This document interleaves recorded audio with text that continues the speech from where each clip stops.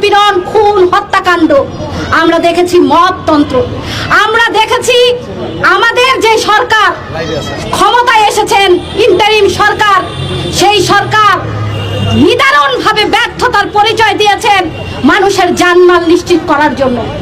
আমরা বলতে চাই, আজকে যে আওয়াজ উঠেছে, এই আওয়াজ নতুন কোনো আওয়াজ নয় যে নারীর যে নিরাপত্তা এটা সরকারকে দিতে হবে।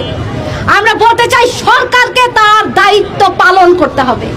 আমরা বলতে চাই, প্রশ্ন রাখতে চাই আজকে যে এই ইন্টারিম ক্ষমতায় আসার পর কিভাবে পূজা যে ধর্ষণ হয়েছে তার সেই ধর্ষক কিভাবে জামিন পেয়ে যায়। আমরা প্রশ্ন রাখতে চাই, নুসরাত হত্যাকাণ্ডের পর সারা বাংলাদেশ আমরা তোলপাড় করেছিলাম, রাস্তায় নেমেছিলাম। সেই নুসরাতের ধর্ষণ এবং হত্যাকাণ্ডের সাথে সেই যে সংশ্লিষ্ট ওসি, সেই যে ওসি তারা ভিডিওটা প্রচার করেছিল, সেই ওসি কিভাবে জামিন পেয়ে যায়। আমরা এই ইন্টারিমের কাছে প্রশ্ন রাখতে চাই।